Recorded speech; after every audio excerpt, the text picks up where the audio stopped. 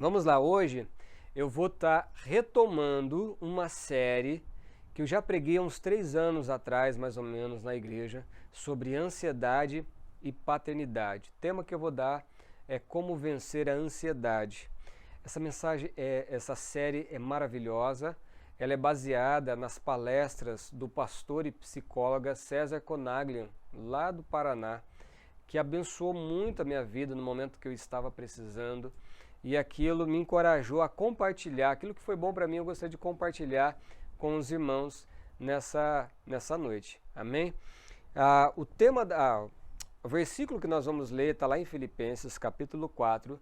Nós vamos ler do verso 6 ao verso 7, é uma passagem também bastante conhecida. E eu convido você a acompanhar comigo nesse momento. Diz assim a palavra do Senhor: Não andeis ansiosos de coisa alguma. Em tudo, porém, sejam conhecidas diante de Deus as vossas petições, pela oração e pela súplica, com ações de graças. E a paz de Deus, que excede todo entendimento, guardará o vosso coração e a vossa mente em Cristo Jesus. Vamos orar? Querido Deus, essa é a Tua palavra, que é viva, que é eficaz, que é rica, que nos abençoa, que nos alimenta, que nos sustenta. E nós pedimos para o Espírito Santo de Deus iluminar o nosso entendimento, para que possamos, ó Deus, crescermos na graça, no conhecimento e sermos transformados pela Tua palavra. Em nome de Jesus, eu me coloco, Senhor, à Tua disposição e peço para que o Espírito Santo de Deus me capacite para que eu possa falar aquilo que está no Teu coração, ó Pai. Em nome de Jesus. Amém e amém. Glórias a Deus. Como eu falei, eu vou estar repregando esta mensagem por várias razões. Quando Deus tocou no meu coração para trazer essa mensagem, eu entrei na internet só para ver como que estava a questão de ansiedade. E logo de cara, já apareceu várias manchetes, várias reportagens falando sobre isso. Eu anotei algumas delas para você. Lá no site Cidade Verde, lá de Piauí, ele está lá como tema: cresce o número de casos de estresse e ansiedade durante a pandemia. No site O Povo, consta lá: durante a pandemia, cerca de 43% das gestantes demonstram medo, ansiedade e transtornos de comportamento.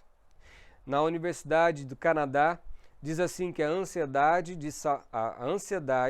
de saúde pode ser descrita com medo ou preocupação de ter ou contrair doenças graves. E consta lá também a médica naturopata de Los Angeles Integrative Health, ela diz o seguinte: existem alguns sintomas do Covid-19 que coincidem com sintomas de ansiedade: falta de ar, aperto no peito, perda de apetite, diarreia, dores de cabeça. Então, você vê que a ansiedade, alguns sintomas da ansiedade é muito parecido com o próprio Covid-19. E até mesmo de conversas particulares durante esse dia, que eu tenho entrado em contato e perguntando como que está, alguns irmãos têm relatado que familiares chegaram falando: não, eu estou porque eu estou tendo todos esses sintomas, e quando vai fazer o teste dá tudo negativo, e quando vai ver, é ansiedade. A pessoa ela fica tão preocupada, né, de tantas informações que ela está recebendo, que muitas das vezes o nosso organismo acaba reagindo de uma forma que parece que é o sintoma. E a gente acaba acreditando que de fato nós estamos contaminados com o coronavírus. E muitas das vezes não é. Isso muitas das vezes é ansiedade. A ansiedade, não vou me basear somente na questão da somatização e nem só da pandemia, mas a ansiedade, eu falei logo no começo do culto que o Brasil é conhecido como o país mais ansioso do mundo. E a ansiedade, ela é evidenciada de diversas formas. Eu anotei algumas lá. A hiperatividade em crianças. Então, crianças já são ansiosas e elas têm sintomas. Uma criança, por exemplo, que na hora de cumprimentar alguém, ela se esconde atrás do pai e fica com medo de ir lá, de se expor, fica muito tímida, isso é uma atitude de ansiedade, segundo os psicólogos. Nós temos aqui também a taquicardia, né, quando o coração dispara, doença autoimune, onde o corpo ataca o próprio corpo, isso também é causado muitas das vezes, não só, mas muitas das vezes também pela ansiedade. É quando o jovem ele trava na hora de fazer um amigo, né, na hora de conhecer alguém que falta palavra, não sabe qual atitude tomar, isso é ansiedade.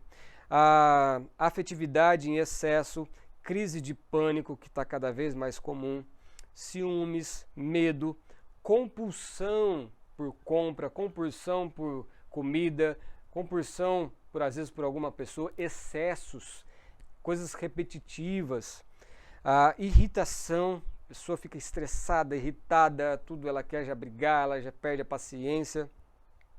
A somatização, que é algo que eu quero tratar muito específico, não só hoje, mas nos próximos encontros eu vou falar muito sobre isso, que é exatamente quando o nosso emocional acaba afetando o nosso organismo e gerando reações, que é como eu falei para vocês, que às vezes são muito semelhantes com a do Covid-19. Que mais? Mentiras, pessoas que são muito pegajosas, né, que gostam de ficar ali, sabe, relando, pegando, pessoas que também, pelo oposto, já preferem se isolar, não quer ter amizades, quer ficar só sozinhos. Tudo isso vai refletindo muitas das vezes por causa da ansiedade, né? E a ansiedade, é necessário falar que a ansiedade ela não é pecado. A ansiedade é uma emoção que dá em qualquer pessoa.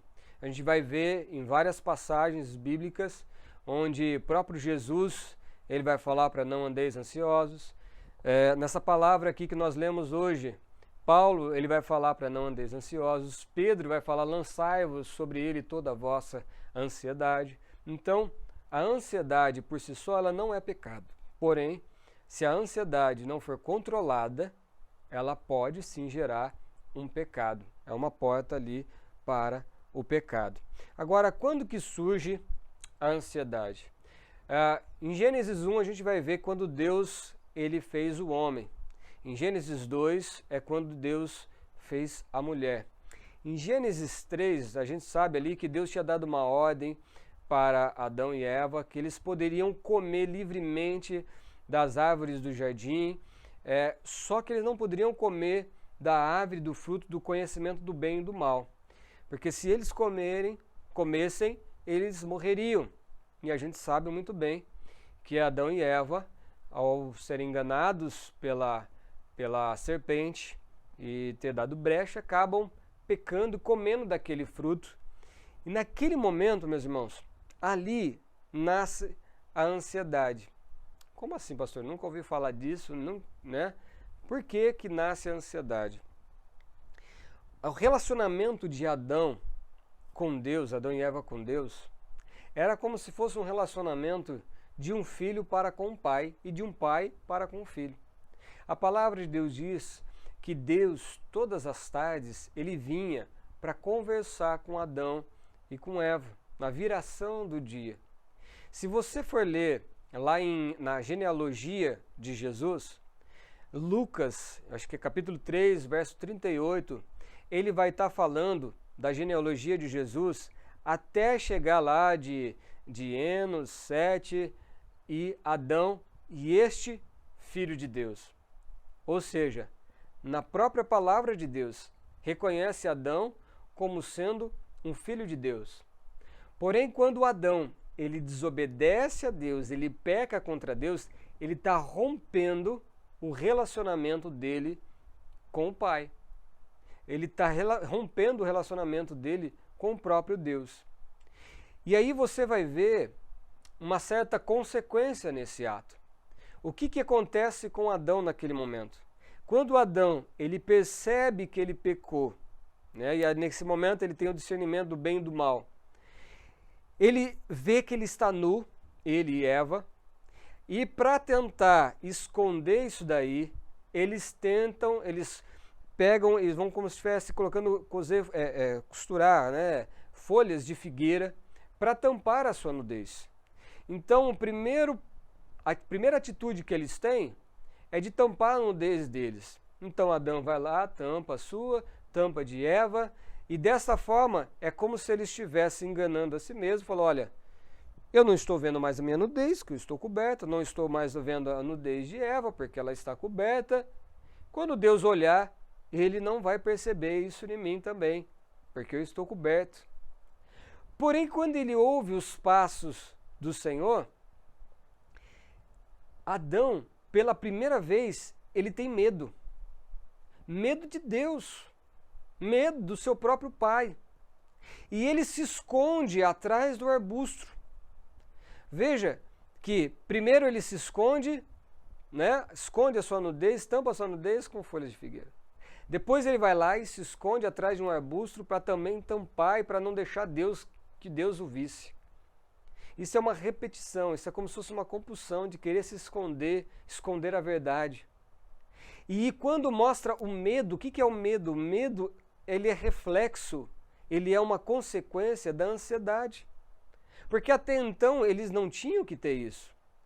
Adão até ali, ele tinha um relacionamento com Deus maravilhoso. Mas quando ele quebra esse relacionamento com Deus, rompe-se o seu relacionamento com o Pai. É como se ele estivesse perdendo a paternidade, aquele que o criou, aquele que o alimentava, aquele que tinha tudo que era de bom para ele. Ele rompe. E quando se rompe o relacionamento com o pai, aí gera ansiedade. Por isso que a palestra e essa série, ela vai focar que o que cura a ansiedade é a paternidade. Quando se tem a paternidade, não se tem ansiedade. Isso é óbvio. E aí nós vamos mostrar e vamos ver em várias mensagens, não só hoje, mas domingo e nos outros domingos, nós iremos refletir sobre isso e veremos como que Deus, sendo nosso Pai, Ele pode nos ajudar a termos uma vida livre da ansiedade ou não sermos dominados pela ansiedade, ao ponto que a ansiedade não nos domine mais. Normalmente as pessoas, presta atenção nisso, as pessoas que mais sofrem de ansiedade são pessoas que tiveram alguma dificuldade com seus pais. Tiveram problemas com seus pais, com o pai. Estou falando mais da figura masculina a priori mesmo. Problemas como? Talvez através da ausência. Ausência através do abandono. Quantas pessoas hoje não conhecem o pai?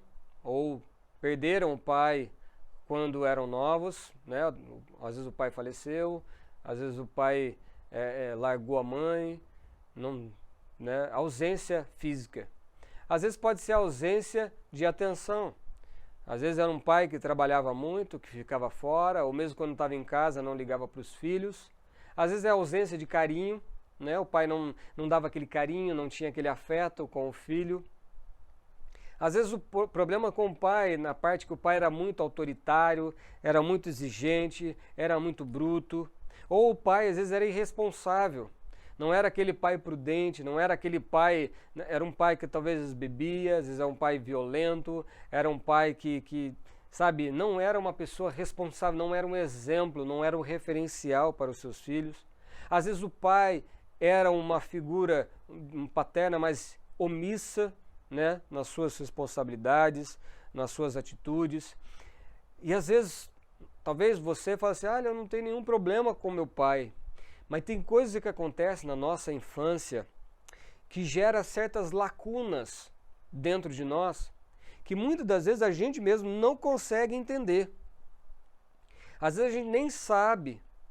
E só quando a gente lembra de alguma coisa, olha, eu lembro que meu pai não fazia isso, ou eu lembro que meu pai tinha medo disso, eu lembro que meu pai um dia me repreendeu de forma muito veemente em determinada área, sabe? E isso vai gerando dentro de nós uma carência ou mesmo uma lacuna que a gente não consegue entender e gera dentro de nós uma certa ansiedade. Deus, ele designou o papel do homem. Quando Deus ele designa um homem como pai, ele está dando para o pai ali a autoridade, mas também a responsabilidade de ser o provedor naquela casa. Isso vai ver lá em Gênesis 3. Logo após o pecado de Adão, Deus ele vai falar que ele vai ter que trabalhar com o suor do seu rosto para ter o alimento, para prover para a sua família. E quando Deus incube ao homem de ser o provedor, ele não está falando só provedor do dinheiro, de chegar em casa com as compras, de ter o que comer ou pagar as contas, não.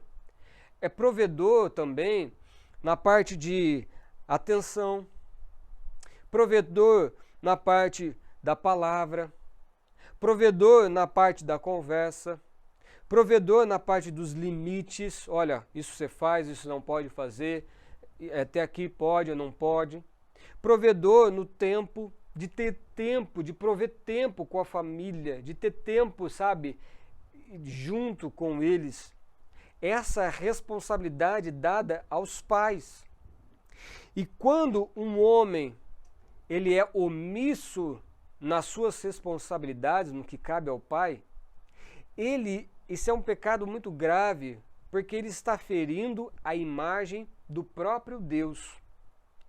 Lembra que no Dia das Mães eu trouxe uma palavra do 5º mandamento de honrar pai e mãe, e eu enfatizei grandemente ali da responsabilidade que o pai e a mãe têm para com seus filhos. E quando um pai ele é omisso, quando um pai ele não cumpre com a sua responsabilidade de forma correta, o filho ele vê no próprio pai uma autoridade divina. E a imagem, quando nós olhamos para Deus e reconhecemos Deus como um pai, porque Deus ele nos adota como filho quando a gente reconhece Jesus como Senhor, a imagem que nós temos do nosso pai terreno, o nosso relacionamento com o nosso pai, isso vai refletir em como a gente vê o nosso pai celestial. A gente projeta em Deus aquilo que a gente vê no nosso pai terreno. Quando nós temos um pai presente, quando nós temos um pai que é direcionado pela palavra de Deus, quando a gente tem um pai que é protetor, que é o sustentador, que é um pai que é provedor, sabe, de carinho, de afeto, nós não temos nenhuma dificuldade em reconhecer a paternidade de Deus, o amor de Deus e o cuidado de Deus. Porém, quando uma pessoa teve um pai ausente, quando uma pessoa teve um pai que falava e não cumpria, quando a pessoa ela teve um pai que talvez batia na mãe, quando ela vai relacionar-se com Deus como pai, ela acredita que o pai também vai falhar, quando o pai, eu falo o pai celestial, também vai falhar na criação, no cuidado, no sustento, porque o relacionamento que ela teve com seu pai aqui na terra não foi bom. E isso, meus irmãos, é algo que é muito sutil, que às vezes a gente nem percebe. Tem muitas pessoas que, quando a gente rompe esse nosso relacionamento com Deus, nós temos essa dificuldade de entender esse cuidado de Deus conosco, essa proteção de Deus. Isso gera ansiedade em nós. O que é ansiedade ao olhar pela ótica da psicologia? A ansiedade, pelo olhar psicológico, é como se nós tivéssemos um sentimento de apreensão, onde eu tenho a certeza de que uma tragédia irá acontecer e eu tenho reações no meu corpo. É quando eu imagino que algo vai acontecer, que eu vou ser contaminado pelo Covid, que eu vou ter dificuldade para respirar, que eu vou ter que ficar no respirador, numa UTI, que eu vou morrer, ou que isso pode acontecer com alguém da minha família, ou que eu vou ser quebrado financeiramente e aí eu não vou, minha família vai faltar. Isso é quando a gente se preocupa, é quando a gente, na nossa mente, a gente já vê que aquilo vai acontecer e isso gera um sentimento ruim, uma reação no nosso corpo muito desagradável, que nos leva a sofrer por algo que ainda não aconteceu. Esse é a visão da psicologia. E biblicamente, como que nós podemos explicar o que é ansiedade? Ansiedade, na visão bíblica, é quando eu enxergo a vida fora da paternidade de Deus. É quando eu não vejo as coisas com os olhos de Deus. Toda vez que eu vejo uma circunstância com o meu olhar, com a minha ótica humana, com a minha visão limitada, eu fico com medo. Por quê? Porque eu estou vendo, por exemplo, trazendo a nossa realidade agora, do Covid-19, dessa pandemia. Quando eu vejo isso que está acontecendo, eu entro em desespero. Por quê? Porque eu estou vendo sofrimento, estou vendo doença, estou vendo que minha família, eu posso perder alguém querido, ou eu mesmo posso morrer. Como que vai ficar minha família? E é a parte financeira, porque está vindo a segunda onda, é a parte da economia, e eu vou quebrar, e eu vou deixar meus filhos na mão. Eu estou olhando com meus olhos limitados, humanos. Isso gera ansiedade, é inevitável. Porém, quando eu olho com os olhos de Deus, e nisso gera descanso, gera paz. Quer ver uma coisa? Vamos nos atentar novamente a essa passagem que nós lemos na abertura da palavra. Ela vai dizer em Filipenses 4, versículo 6 ao versículo 7, vai dizer o seguinte: não andeis ansiosos de coisa alguma. Em tudo, porém, sejam conhecidas diante de Deus as vossas petições, pela oração e pela súplica, com ações de graças. E a paz de Deus, que excede todo entendimento, guardará o vosso coração e a vossa alma em Cristo Jesus, e a vossa mente em Cristo Jesus. Agora, presta atenção. Jesus está falando aqui, Paulo, está falando o seguinte: não andeis ansiosos por coisa alguma. Antes, leve a Deus em oração, fala com Ele através da oração, através das ações de graça, através das petições, a súplica, fala com Ele. E aí, em seguida, ele vai dizer que a paz de Deus, que excede todo entendimento, guardará o meu coração e a mente. Perceba que Paulo não está falando aqui que quando você tiver um problema, você vai orar, e quando você orar, automaticamente o problema vai ser resolvido. Ele não fala isso. Ele diz que quando você tiver por algum problema, com alguma preocupação, com alguma ansiedade, você leva isso diante do Pai. E quando você leva isso diante do Pai, automaticamente você entrega na mão dele. E agora você consegue ver que seu Pai, que Deus, ele é muito maior do que o seu próprio problema. E aí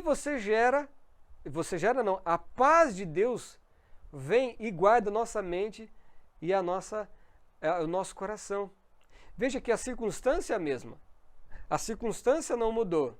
Porém, Deus derrama paz, derrama descanso, derrama alívio no nosso coração. Nada mudou da circunstância para fora. Mas agora, quando eu começo a ver as coisas com o olhar de Deus, eu consigo ter paz, eu consigo ter descanso. Vai falar que contigo já não aconteceu isso com você. Às vezes você chegou no culto, você estava preocupado, você estava ansioso, você estava, com algum problema pessoal ou na família. E aí você chega ali, você ouve aquela palavra e você sai do culto ali radiante, sai leve. Parece que, a circunstância mudou? Seus problemas foram tudo resolvidos? Não. Mas agora você está vendo, você relembrou e você agora está olhando para o mesmo problema com o olhar de Deus. E aí você já não está sofrendo de ansiedade. Você tem paz no seu coração. Isso acontece quando a gente lê a palavra de Deus. Isso acontece quando o Espírito Santo de Deus nos traz à mente aquela passagem, aquela ministração. Isso nos ajuda a ficarmos mais tranquilos e a ansiedade ali, ela é vencida. Ou seja, agora, nessa primeira mensagem, eu estou trazendo um panorama geral, tá? Depois a gente vai entrar em vários detalhes muito mais específicos, mas a princípio eu falei para você da onde vem a ansiedade, o que a ansiedade gera na nossa vida. Eu falei para você também sobre a paternidade humana, quando o pai falha no seu papel, que isso vai trazer consequências terríveis na nossa vida, não só na nossa vida física, emocional agora, nesse momento, mas também na espiritual, porque nós temos a tendência de projetar a nossa imagem do Pai terreno para o Pai celestial. Agora eu quero trazer só para você entender um pouco mais como que a nossa estrutura humana, ela funciona, tá bom? A palavra lá em 1 Tessalonicenses 5:23 vai dizer ali que o Senhor nos santifique em corpo, alma e espírito, ou seja, nos revela, essa passagem, revela que eu e você, nós somos um ser tricotômico. O que isso significa? Significa que nós somos um espírito, nós temos uma alma e habitamos num corpo. Da mesma forma que nosso Deus é uma trindade, Pai, Filho e Espírito Santo, mas os três são um, nós também somos três em um. Nós somos corpo, alma e espírito, mas somos uma coisa só, é indivisível isso, tá certo? Vamos entender o que é o nosso espírito. Nosso espírito é a nossa consciência, a nossa intuição, é o que é responsável por lidar com Deus, para falar com Deus, tá? A nossa alma é o nosso eu, é aquilo que a gente pensa, são as nossas emoções e as nossas vontades. Ou seja, a nossa alma é composta pelo nosso pensamento. Segundo, pela nossa alma. Terceiro, pela nossa vontade. Tudo que eu penso, eu sinto. E tudo que eu sinto, eu acabo fazendo, porque eu tenho vontade de fazer aquilo. Ou seja, se alguém ganha a sua mente, você vai ter um sentimento por causa disso e vai gerar uma vontade em você de fazer aquilo, você vai acabar fazendo aquilo. Em outras palavras, quando se ganha a mente, já ganhou a pessoa toda. Quando você se convence de algo, você compreende aquilo, se convence de algo, você tem um sentimento, você gera um sentimento dentro de você e você fala, eu quero fazer isso. Não é à toa que em Romanos 12:2, a palavra de Deus vai dizer ali para a gente renovar o nosso entendimento. Renovar, para a gente não se conformar, não se moldar com as coisas dessa terra, deste mundo. Então é necessário eu renovar a minha mente através da palavra de Deus, para que eu possa ali, porque eu estou tão acostumado a ver as coisas do mundo, ver os noticiários, eu vivo no mundo, então é necessário eu me alimentar, me disciplinar, tratar comigo mesmo e falar, opa, não é assim que eu devo agir. Não é porque todo mundo faz isso que eu tenho que fazer. Não é porque o mundo ensina isso que eu tenho que seguir as regras do mundo. Não. O que Deus manda eu fazer? O que a palavra está falando aqui que eu tenho que fazer? E aí você vai analisando, você vai se alimentando e nisso vai gerando em você um sentimento de eu quero fazer isso, eu quero fazer aquilo, vai gerando uma vontade em você. Para simplificar melhor isso, eu convido você a abrir a palavra de Deus em Mateus capítulo 6. Nós vamos ler a partir do verso 19, para que você consiga ter essa visão de como que a gente funciona e a forma como que a gente vive pode alimentar a ansiedade ou não. Diz assim, Mateus 6, nós vamos ler a partir do verso 19, é uma passagem também bastante conhecida, que diz o seguinte, Não acumulem para vocês tesouro na terra, onde a traça e a ferrugem destrói, e onde os ladrões roubam e furtam. Não acumulem para vocês tesouro no céu, onde a traça e a ferrugem não destrói, e onde os ladrões não roubam e nem furtam. Pois onde estiver o teu coração, onde estiver o teu tesouro, aí também estará o teu coração. Ou seja, primeiro Deus está falando aqui de tesouros nessa terra, dinheiro. Depois ele vai falar ali do nosso tesouro, que é o nosso coração. E em seguida Deus ele vai falar sobre o verdadeiro tesouro, que é espiritual, que está no céu, que é algo que não é corruptível, algo que a traça não vai corroer. Então Deus ele está dando uma visão para a gente do dinheiro, algo terreno, do nosso coração, da nossa alma e a vontade de Deus. Em seguida, quando a Bíblia foi escrita, ela não foi escrita com capítulo e versículo, ela foi escrita de uma vez só, como você escreve uma carta, tá certo? Em seguida, se a gente for logo ler em seguida, olha que o Senhor ele vai falar. Os olhos são a candeia do corpo. Isso aqui é uma continuação do que a gente acabou de ler. É uma continuação. Ele vai dizer, os olhos são a candeia do corpo. Se os olhos forem bons, todo o seu corpo será cheio de luz. Mas se os seus olhos forem maus, todo o seu corpo será cheio de trevas. Portanto, se a luz que está dentro de vocês são trevas, que tremendas trevas serão. Aí presta atenção, por que ele está falando isso? Porque é o seguinte, os nossos olhos é a luz. Se os nossos olhos forem bons, todo o nosso corpo será bom.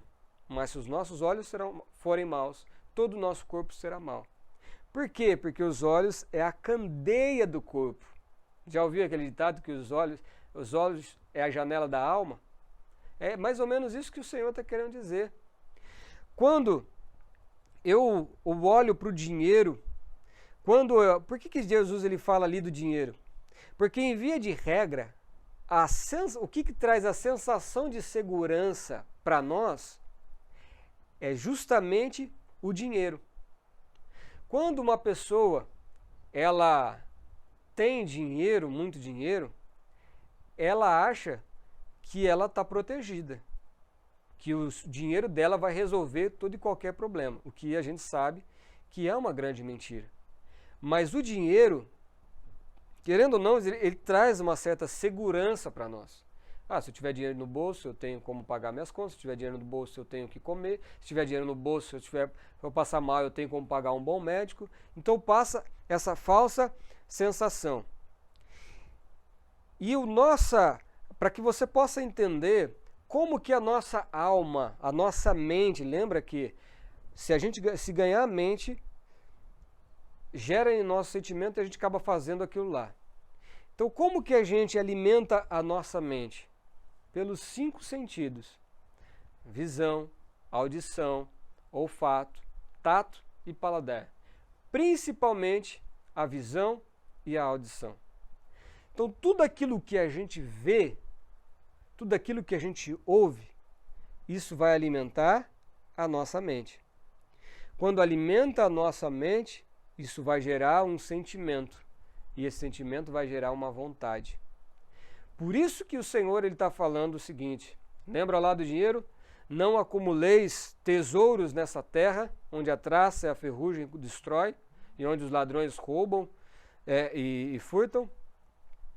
Por que o Senhor está falando isso? Quando ele fala para a gente não ajuntar esse tesouro nessa terra, e ele fala para que a gente venha acumular tesouros no céu, ele está falando justamente em seguida, ele fala que os olhos são a candeia do corpo, ou seja, se você fixar os seus olhos naquilo que o mundo tem de oferecer, naquilo que você acha que o dinheiro pode lhe trazer felicidade, segurança, paz, alegria, se você deixar com que essas coisas entrem de você, todo o seu corpo será mal. E por que isso? Porque logo em seguida, O Senhor Jesus, essa é a mesma passagem, tá? Eu espero que você esteja aberto em Mateus 6, e você vai ver que esses versículos é tudo em seguida. É como se o Senhor ele estava dando um sermão no monte ali, é um sermão diretão. Ele vai dizer o seguinte: ninguém pode servir a dois senhores, pois odiará um e amará o outro, ou se dedicará a um e desprezará o outro. Vocês não podem servir a Deus e ao dinheiro. Preste atenção que a palavra aqui ela vai mostrar para nós que só existem dois deuses neste mundo. Um é o Deus verdadeiro, nosso Pai Celestial, e o outro não é Satanás, mas é o dinheiro, é Mamon. Por isso que Deus ele fala, vocês não podem servir a Deus e a Mamon, que significa o dinheiro. Ou seja, irmãos, o diabo ele não é um Deus, ele é um servo do Senhor, ele tem que obedecer tudo que o Senhor ele fala. Amém? Em Cristo Jesus, ele está sentado no trono, ele recebeu toda a autoridade, e ele tem toda a autoridade sobre todo principado e potestade. Então, abaixo de Cristo está Satanás, tá? Ou seja, para você, ou você serve a Deus, ou você serve ao dinheiro. É impossível você servir aos dois ao mesmo tempo. É a própria palavra de Deus que vai dizer. E o dinheiro, é ele quem atrapalha muita gente. Não sei se você sabe, mas na Bíblia existem 205 versículos que falam sobre a fé. 205 versículos. Sobre salvação, existem 208 versículos que vai falar sobre salvação. Agora, pasme com esse dado. Versículos sobre o dinheiro, existem 2085 versículos que vai falar sobre o dinheiro. Ou seja, 1/4 das escrituras é sobre dinheiro. Justamente porque o dinheiro é o grande concorrente de Deus. Muitas pessoas acham que estão servindo a Deus, mas estão servindo ao dinheiro. Quando aquela pessoa, ela projeta a segurança dela no dinheiro, quando ela só tem paz quando está com dinheiro, quando ela só está feliz quando tem dinheiro no bolso, ela está fazendo o dinheiro o seu Deus. Por isso que é um grande perigo e é o dinheiro que traz maior ansiedade para o ser humano.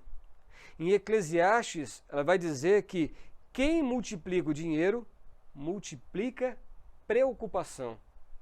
Então, o sonho de muitas pessoas é o que? Se enriquecer, é prosperar, é ter muitas posses, porque traz essa falsa sensação.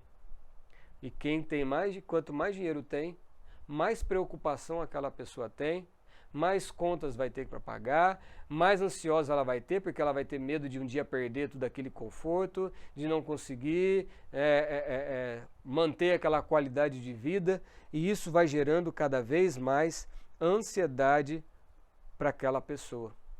Por isso que em seguida, veja irmãos, como que a palavra de Deus é maravilhosa.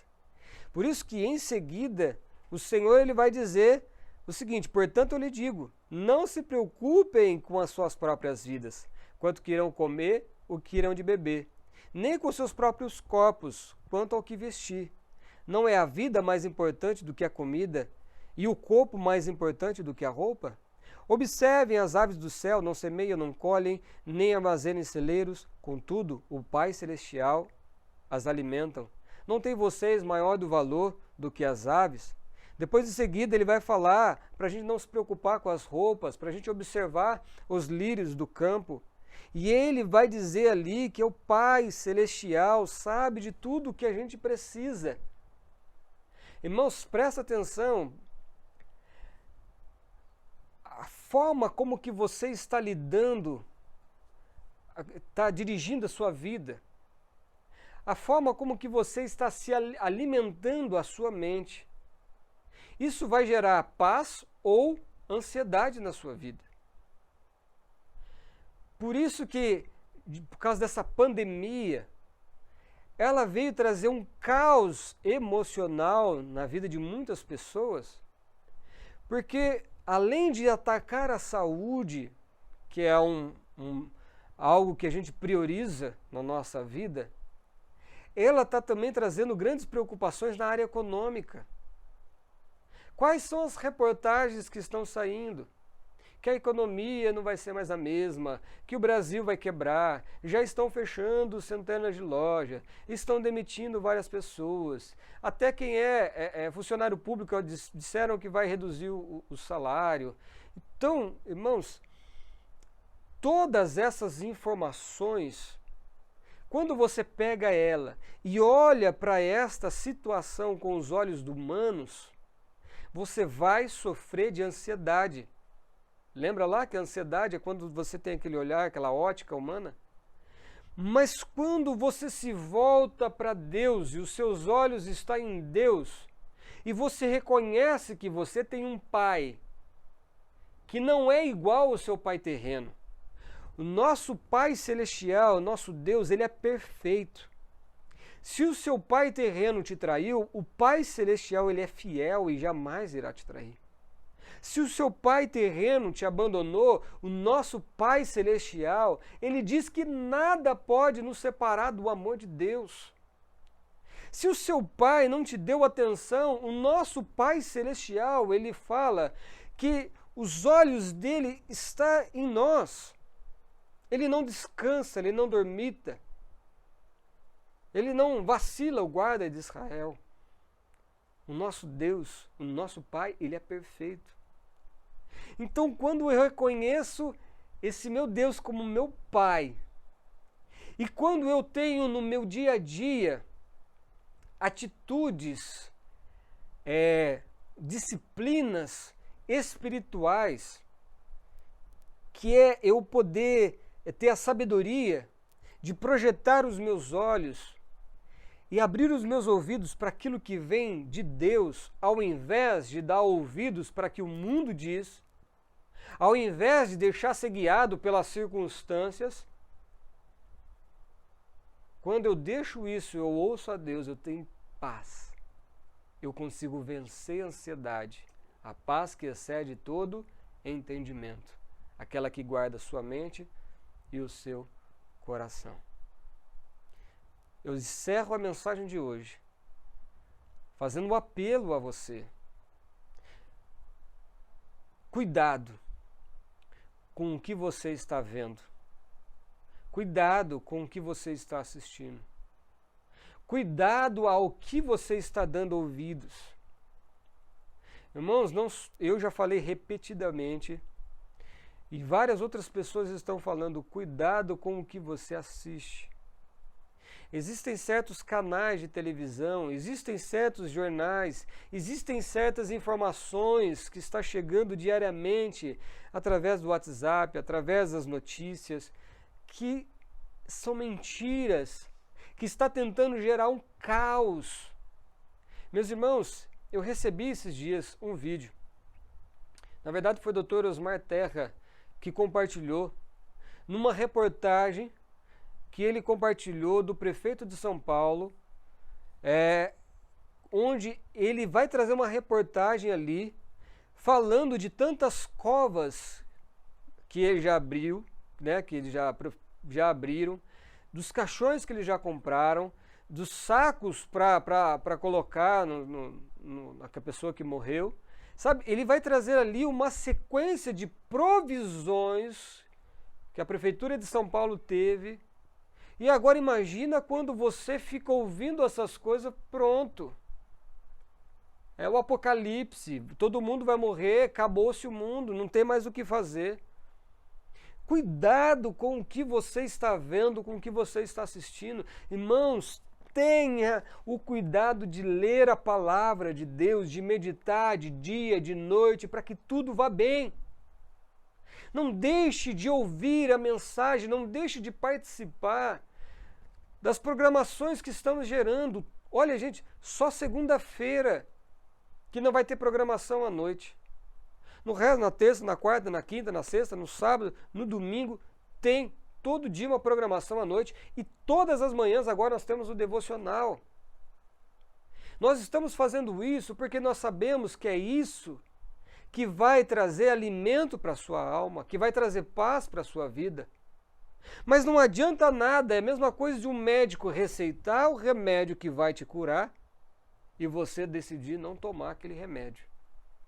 Eu estou passando para você a receita que faz com que você vença toda ansiedade, todo medo, toda preocupação.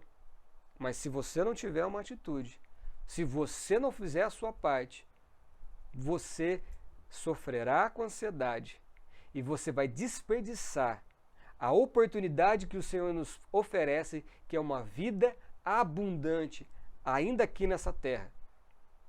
Vida abundante que só o Senhor pode oferecer. Quero orar com você.